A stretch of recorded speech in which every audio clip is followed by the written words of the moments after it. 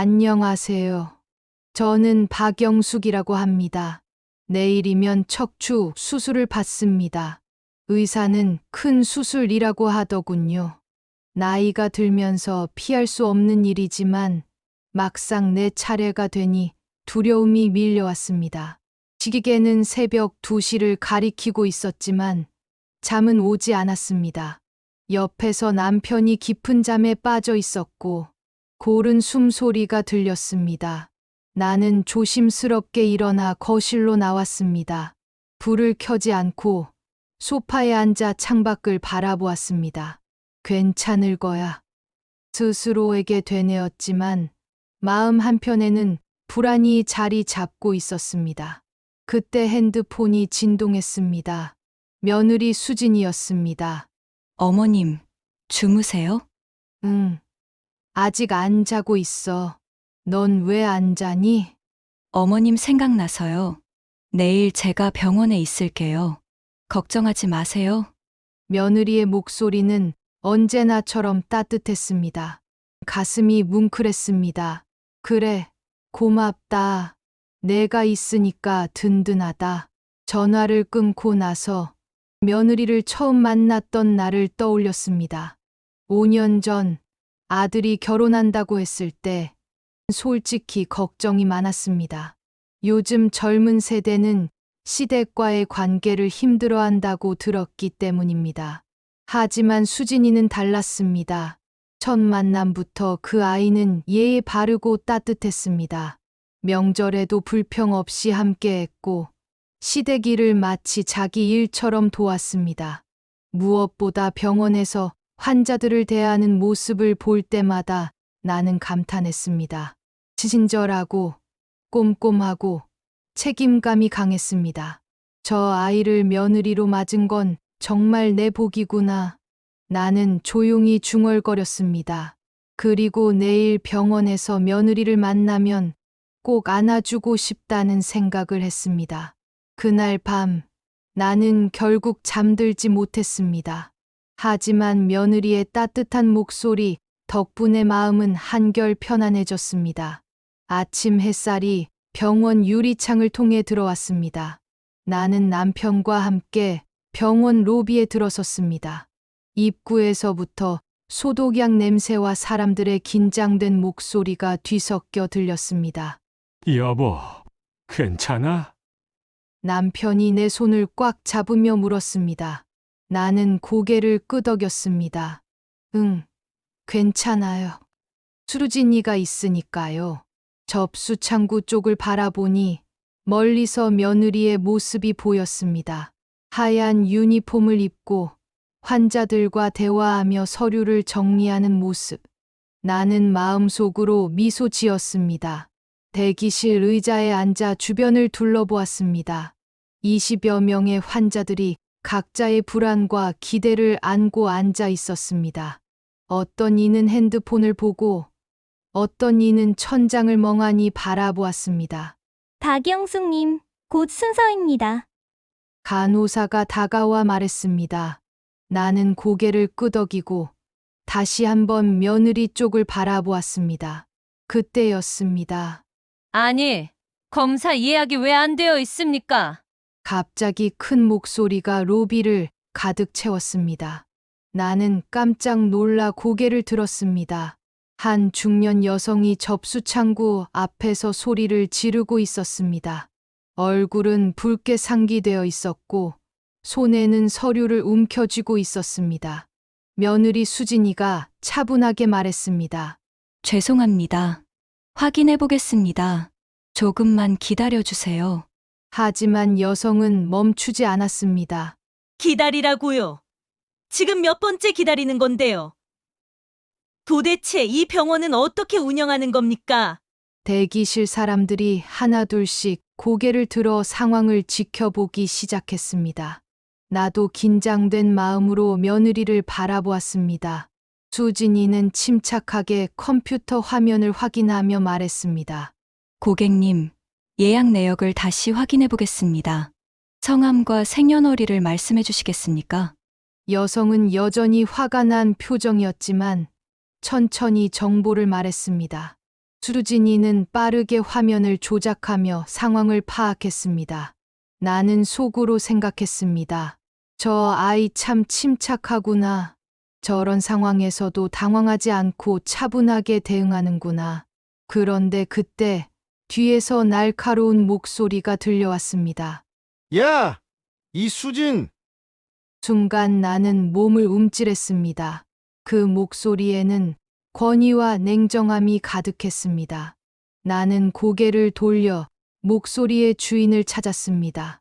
키가 크고 말쑥한 옷차림의 중년 남성이 접수창구 뒤에서 며느리를 바라보고 있었습니다. 얼굴에는 차갑고 위압적인 표정이 가득했습니다. 왜 환자 예약을 안 받아놨습니까? 그 순간 나는 숨이 멎는 것 같았습니다.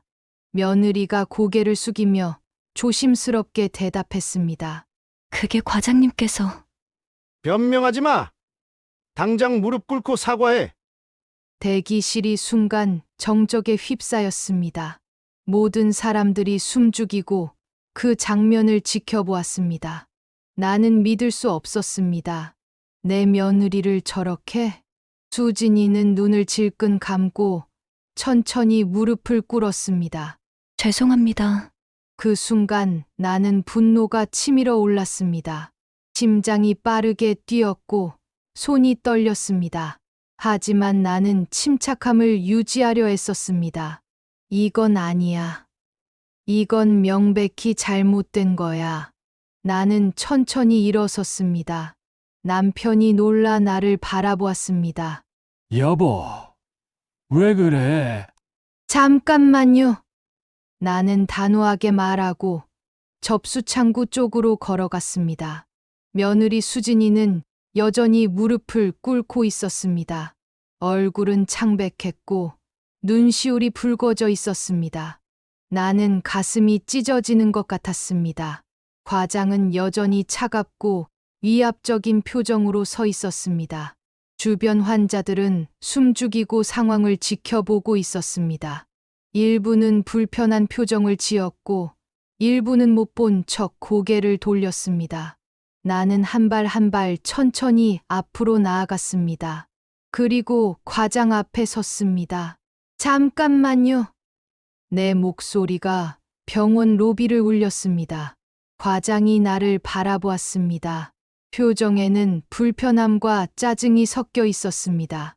어르신, 지금 진료 대기 중이시지 않습니까? 곧 차례가 되실 겁니다. 하지만 나는 고개를 저으며 단호하게 말했습니다. 그 아이 저 애가 내 며느리입니다. 순간 로비가 술렁였습니다. 사람들의 시선이 나와 며느리를 향했습니다. 과장의 얼굴이 굳었습니다. 나는 숨을 깊이 들이마시고 천천히 말을 이어갔습니다. 나는 오늘 이 병원에서 척추 수술을 받을 예정입니다. 수술비만 1,000만 원이지요. 과장이 약간 당황한 표정을 지었습니다. 주변 환자들도 긴장된 표정으로 나를 바라보았습니다. 나는 잠시 멈추고 며느리를 바라보았습니다. 수진이는 여전히 무릎을 꿇고 있었습니다. 나는 다시 과장을 바라보며 단호하게 말했습니다. 내 며느리 무릎 꿇리는 병원에 단 한 푼도 못 냅니다. 로비가 다시 한번 술렁였습니다. 몇몇 환자들이 고개를 끄덕였습니다. 일부는 조용히 박수를 쳤습니다. 과장의 얼굴이 빨갛게 달아올랐습니다. 당황과 분노가 뒤섞인 표정이었습니다. 어르신, 이건 병원 내부 문제입니다. 손님께서 개입하실 일이 아닙니다. 나는 고개를 저었습니다. 내부 문제? 20명이 넘는 환자들 앞에서 직원을 무릎 꿇린 게 내부 문제입니까? 주변 환자들이 다시 한번 고개를 끄덕였습니다. 과장은 말문이 막힌 듯 아무 말도 하지 못했습니다. 나는 가방에서 휴대폰을 꺼냈습니다. 손이 약간 떨렸지만 나는 마음을 가다듬었습니다.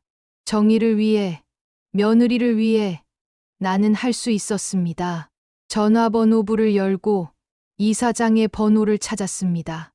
10년 전 지역사회복지단체에서 함께 일했던 인연이 떠올랐습니다.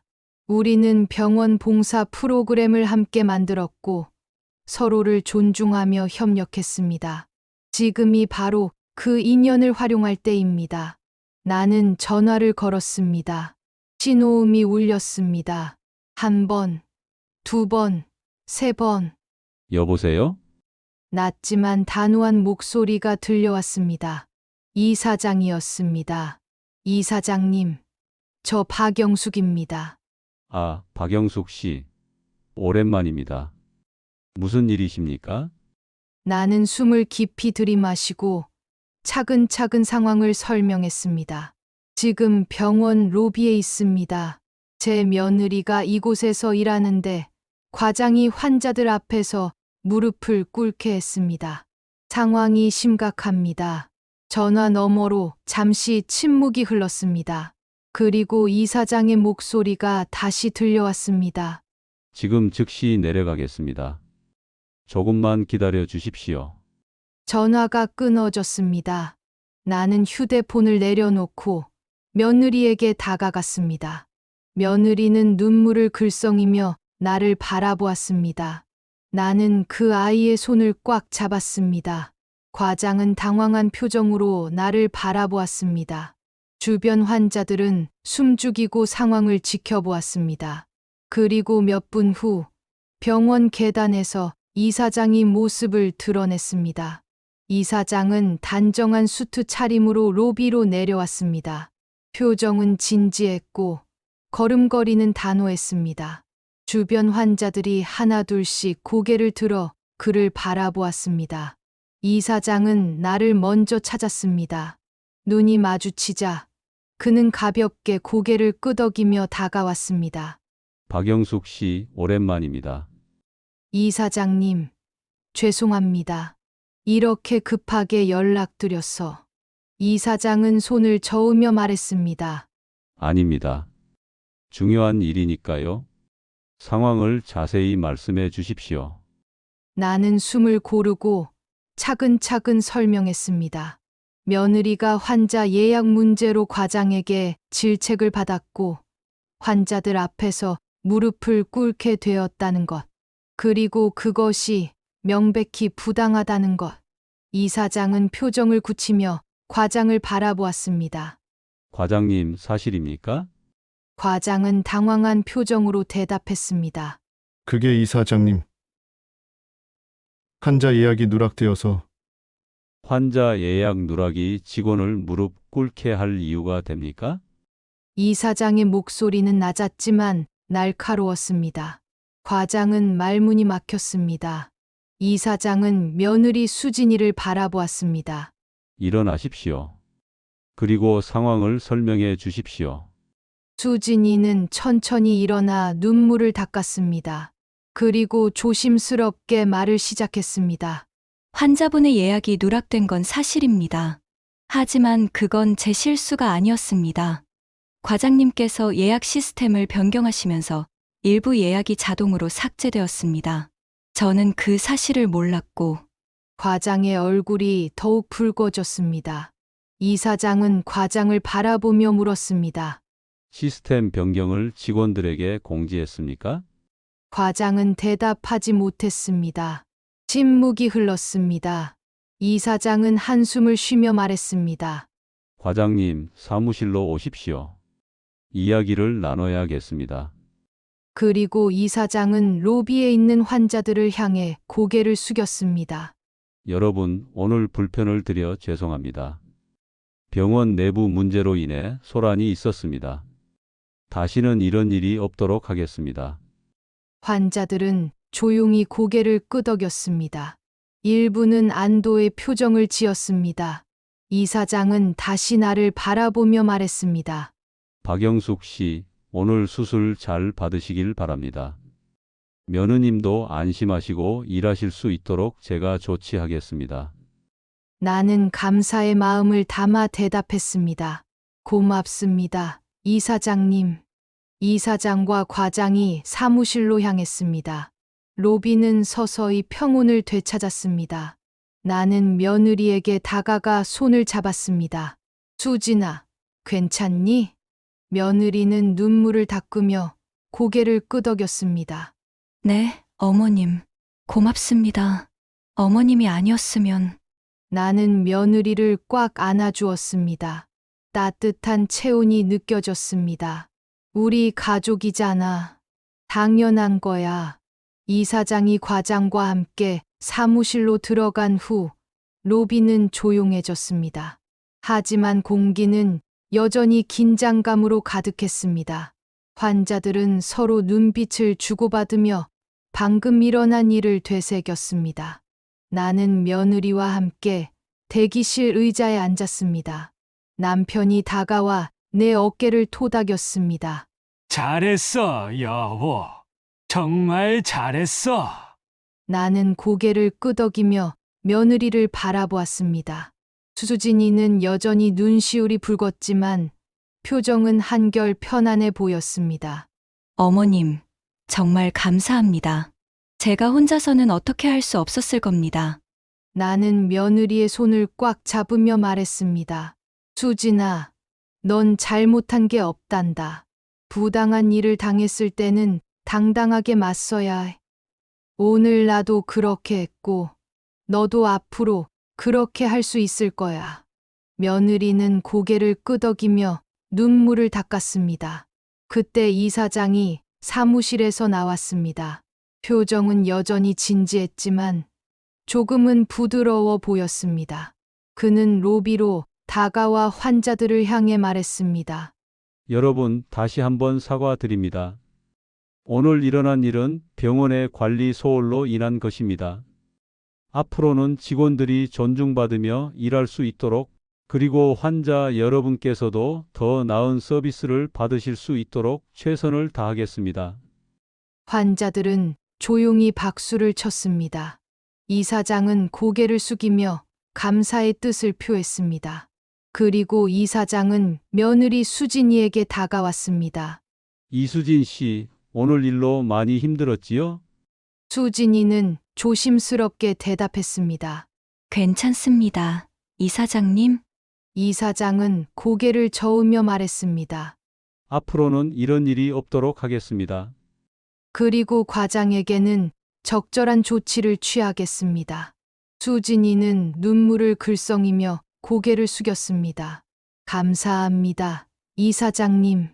이사장은 나를 바라보며 다시 한번 감사의 말을 전했습니다.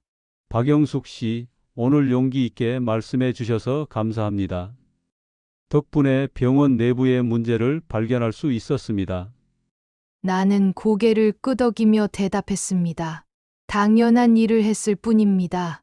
며느리를 지키는 건 가족으로서 당연한 일이니까요.